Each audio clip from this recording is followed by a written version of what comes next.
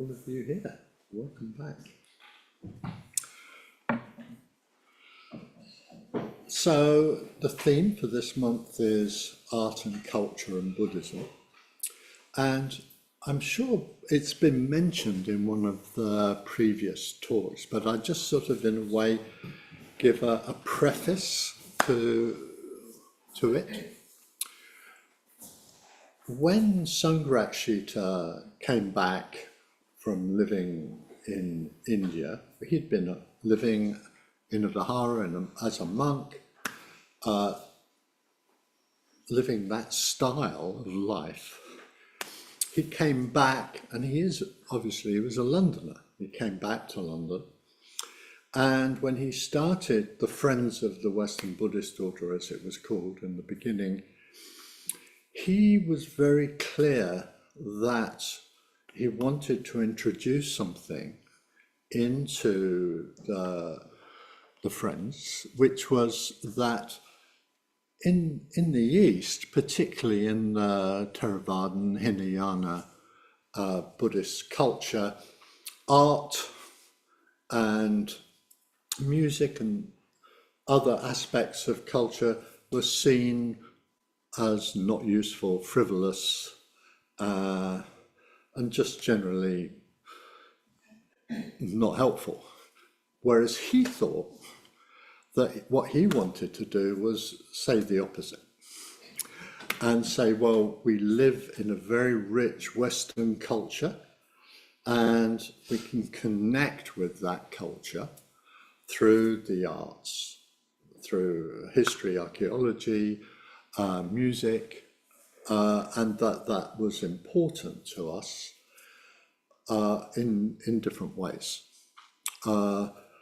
Connecting with our myths from the whole of our Western history and prehistory. So that's, in a way, the preface.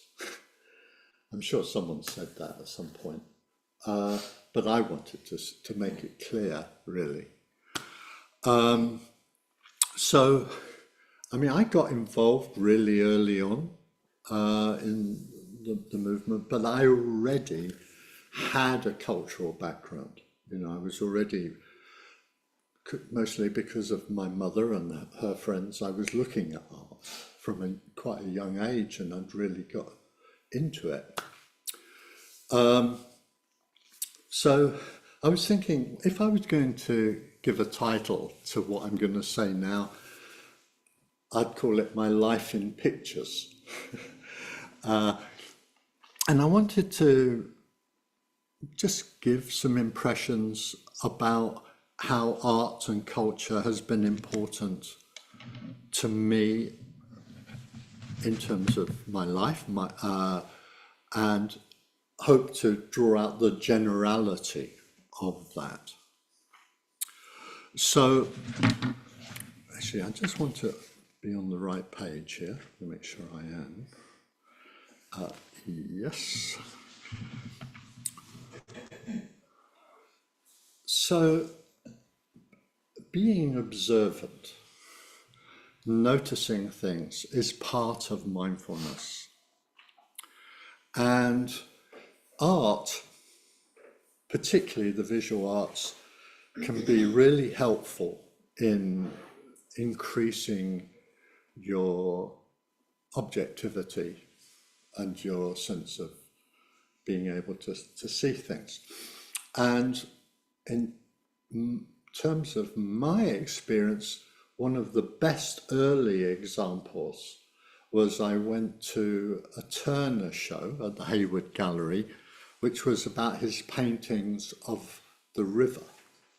So they were mostly paintings that were painted on Waterloo Bridge, looking towards Westminster in the fog. He loved it because in those days it was really foggy. And so I spent hours in there. And looking at the pictures, I got really immersed in that world. And then when I came out, I decided to go to the spot on Waterloo Bridge where he painted the pictures. And it was very clear that something had changed in my brain, in my mind. I was seeing the river differently. I was seeing it with light and reflections of the sky and the buildings, rather than just brown, murky water, which is probably what I'd seen before, especially, as tide comes in. And I realized he has actually changed my visual experience. And it was real. I mean, what I was seeing was real.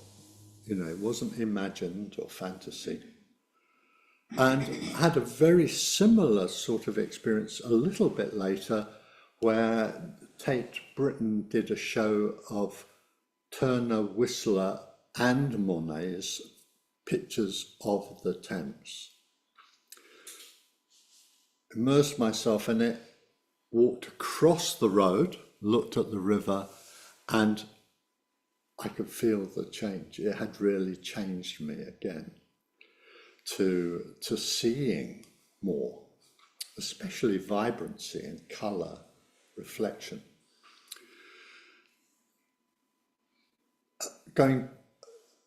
Moving on a bit in time, Hockney.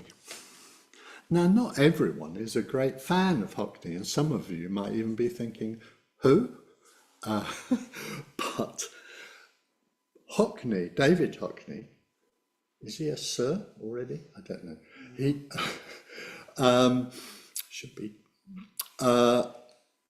He had a period of time where he wanted to change the way that we saw things back to pre-lens period.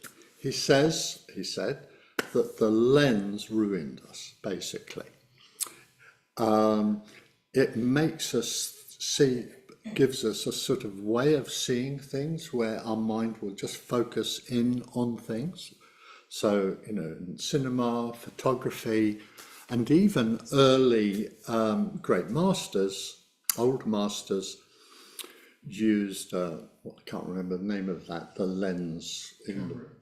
Camera obscura. So even some of those old masters were conditioning us, really. And he was going, I'm going to paint things how they are. And I was in New York, and he did these pictures, that some of them were as big as that wall, or bigger. I mean, huge, of a scene in a room or a studio with people on chairs looking at pictures. And I was in there for hours. And when I came out, I realized the pictures had changed me, changed how I perceive things. So that before, what happened was my mind would just sort of go to something, then something, then something. And it was very focused. And he called it like tunnel vision. And he was really trying to break that tunnel vision to a more natural way of seeing, which is reflected in the way that your mind is. So a more open mind, and you just focus on something, then it comes back and you focus something else, and everything is in the picture. So rather than just bringing one thing. And, I am really grateful to David Hockney for that. I think it's a real service that he did to us. And I mean, there's a book about it, there's videos about it, but I do actually think that when you come out of meditation, practice that, a broad vision, and just let your attention, your eye, just go to different things without expectation, without any kind of filters, just whatever it goes to, let it come to you and then go back. And so there's a parallel there with broad, open mind And in a way, you could say wide-angle lens, where everything is in focus. There is a parallel there.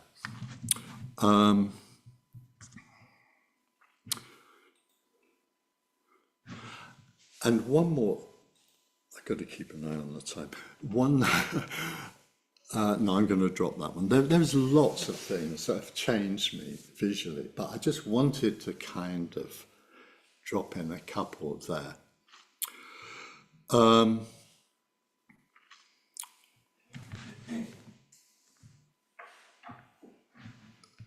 Portraiture.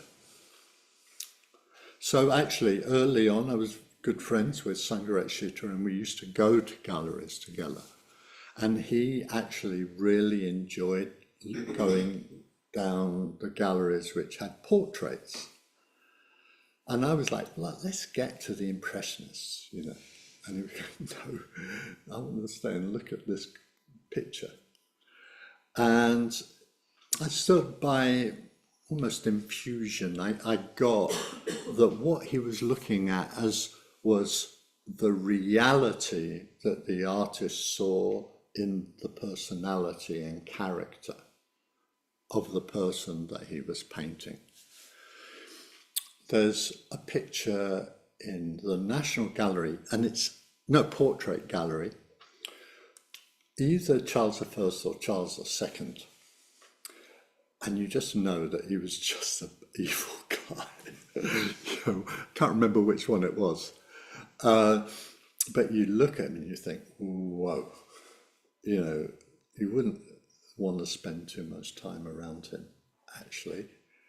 And it was all there. And so this is an aspect of how paintings help you see people. You know, it helps you perceive personality, character, tendencies, the posture, the facial expressions, you know, the general energy. You become more perceptive in life by going to the portrait gallery, putting it simply, for example. So out of that, the next level that I wanted to talk about was symbolism and significance. So in our culture, Western culture, there are a lot of paintings that allude to Hellenic, Greek stories. And I just want to mention one from my experience. I was young and idealistic, and I just took a sleeping bag and slept under a tree in the New Forest for 2 days. And so it was like my first experience of just being alone in nature, no tent. It was warm, so that helped. Didn't have to struggle with that. And it was absolutely wonderful. And then I came out and went to Southampton, and I went to the art gallery. That's the first thing that happened. And what's that? Don't know. Is it an echo of me? It is. I'm on video. So where was I? There were. Ooh. New Forest, Southampton. I was in Southampton.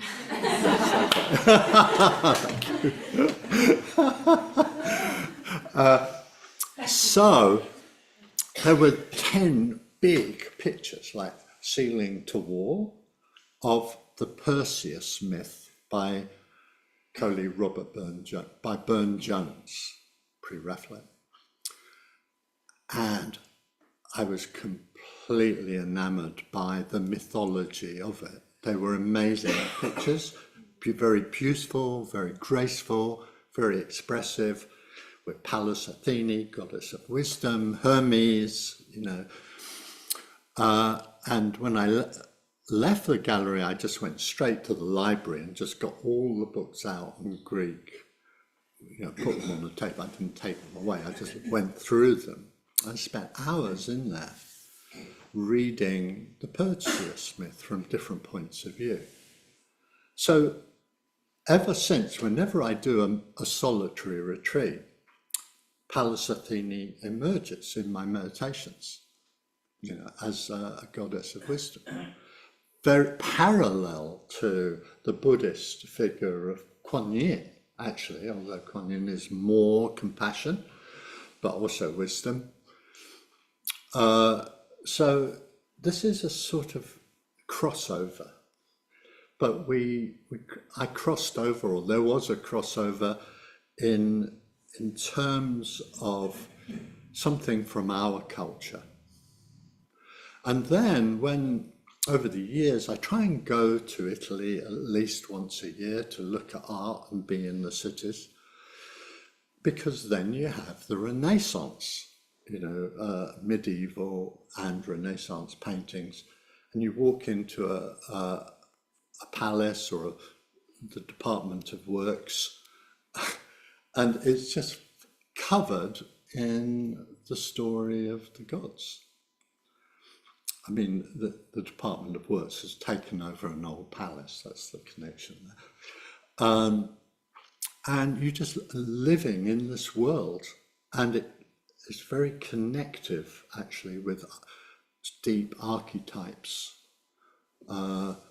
So that's another way that significance and symbolism points to the mind and helps you in the mind, which of course is what we're doing when we're practicing Buddhism. We're engaging with the mind at deeper levels, including the imaginal faculty, and which in a way helps us relate to the Buddhist iconography from all the Buddhist history, really, and the Buddhas and the Bodhisattvas, Chinese art, Japanese, Korean, Indonesian art, which is incredibly rich in art terms.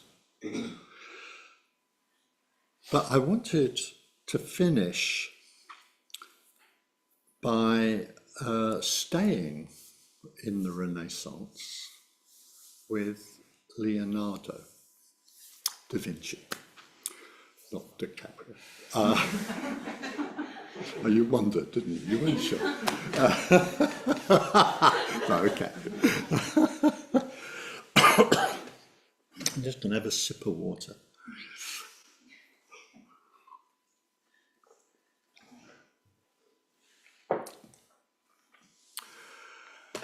So, when I was growing up, when I was about 6 or 7, I have this very, very vivid memory of Maggie, my mother, having a big illustration of all of Leonardo's works. Well, not all the drawings, obviously, because there were thousands of those, but some of them. And I can remember just going through it, and feeling something really special from being aware of his paintings and drawings. And I felt that he is, as a Renaissance man, is a really good example of a fully integrated human being in the way that we would like to be in our Buddhist practice, connected with our bodies in a healthy way, our emotions, our thinking, our mythology, the imagination, our sense of our thinking mind, science, pragmatism, how things happen well. He had it all. There wasn't anything missing in that he was like a complete picture of how, an example of how we can be as integrated people. Okay, so he had talents as well. I mean, just putting that aside, he had this integrated approach within himself, but he also had a sense, and this connects with Buddhism, is the interconnection of all things. Nature, all of nature, astronomy, the body, and how everything is interconnected and related. So that is something that we aspire to in our Buddhist practice, is seeing the interconnection of everything and the mystery of it, really, and how we can't understand every single thread of conditioned arising, but we know that everything that we perceive is part of conditioned arising. Praticya samuppada, is a technical term. And that we're like Leonardo, actually, bringing that into focus, bringing that everything in our lives, all our relationships, our thoughts, feelings, sensations, the way that nature is, what's happening in the world, it's all that conditioned arising.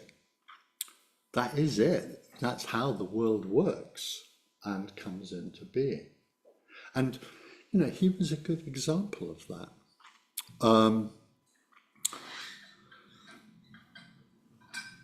So I wanted to finish actually by talking about my favorite Leonardo drawing. Even just saying it, I sort of melt actually in my body. It's have you been to Turin? No.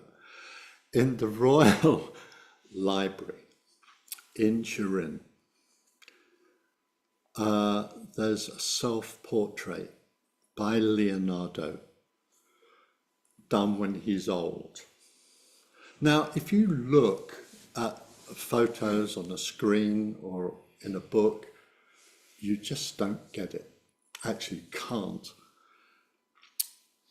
The actual picture shows the personality and the character and the depth, especially the eyes. When I looked into the eyes of the drawing, it's in red chalk, I felt as if I had real connection with the man and the qualities, the compassion, the kindness, the wisdom, the underlying qualities of connection. And it wasn't in words.